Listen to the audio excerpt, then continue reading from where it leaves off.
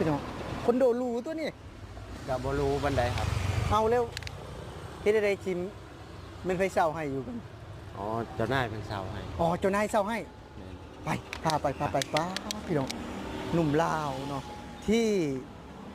ไม่ได้เรียนหนังสือเลยพี่น้องแต่ว่ามีปัญญาอยู่คอนโดหรูสวัสดี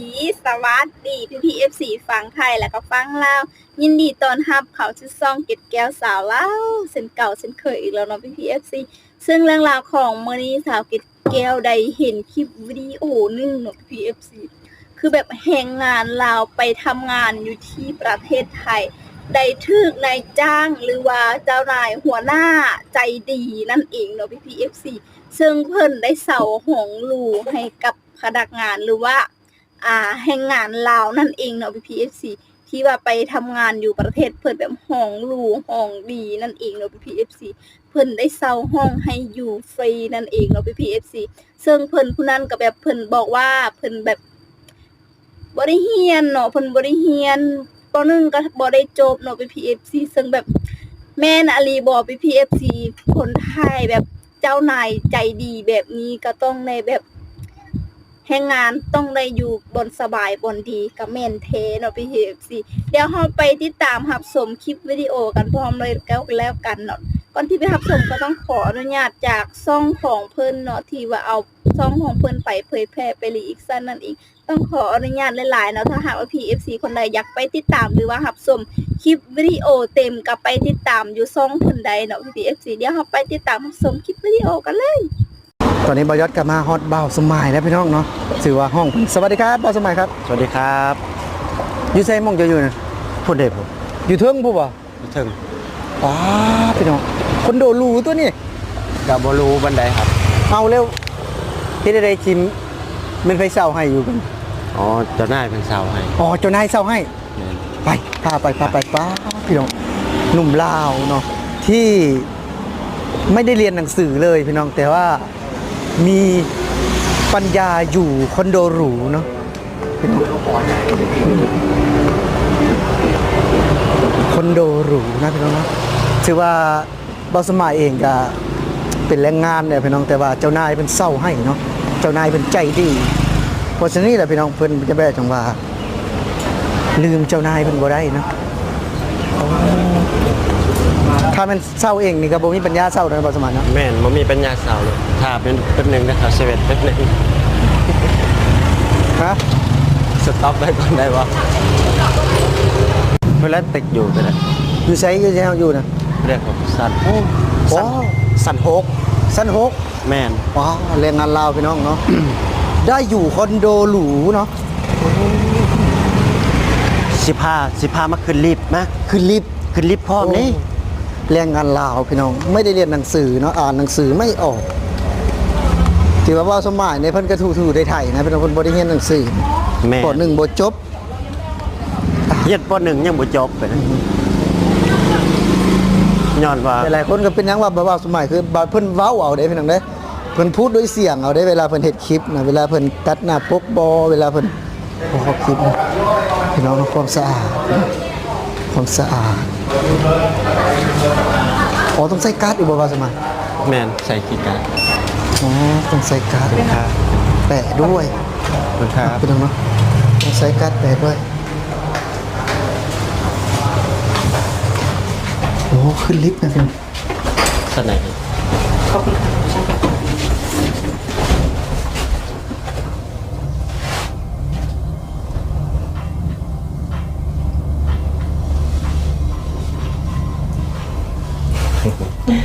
ไลฟ์สดรายการอะไรคะเนี่ย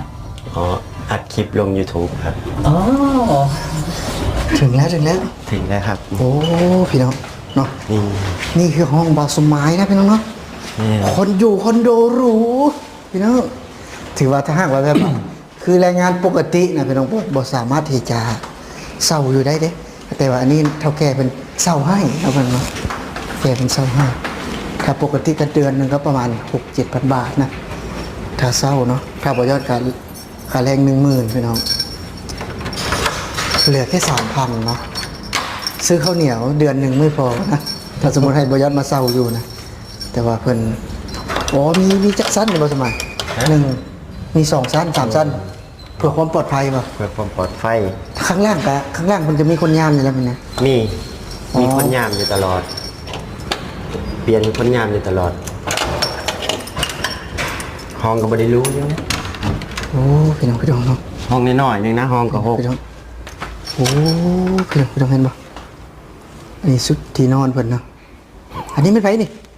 เอ๊ะ มีบุคคลอยู่นี่ บ่ เอ้ามันยังนูนๆน่ะ หมอนคาง โอ้ นึกว่าสมัยเอาสู้เอากิ๊กมาไว้นี่ระวังใด บ่มีดอก โอ้พี่น้องเนาะเดี๋ยวพอยศจะ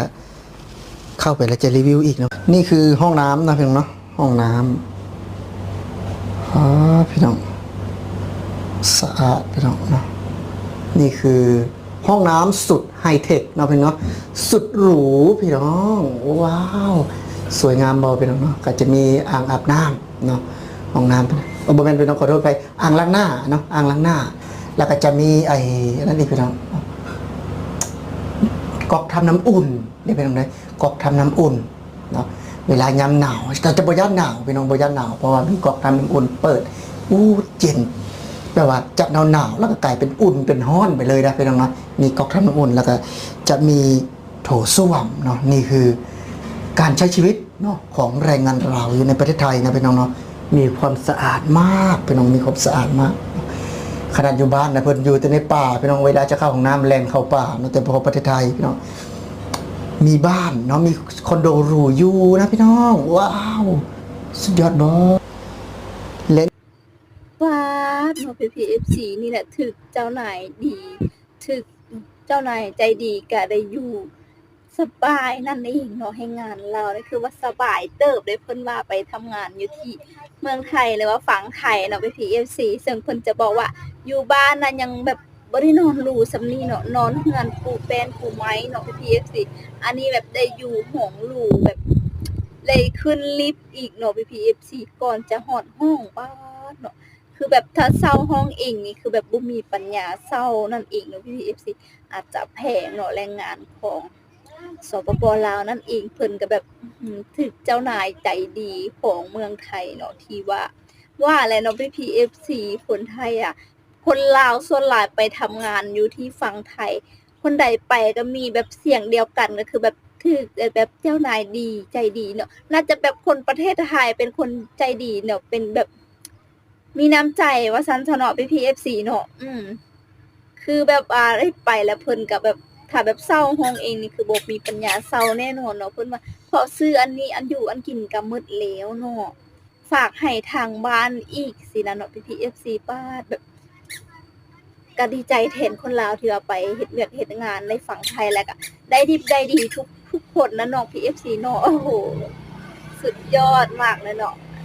สำหรับคลิปนี้ก็จะได้ขอตัวลาไปก่อนเนาะ PFC ขอบคุณขอบใจที่ว่าติดตามและรับชมคลิปสาวกิ๊กแก้วมาตลอดขอบใจหลายๆเด้อ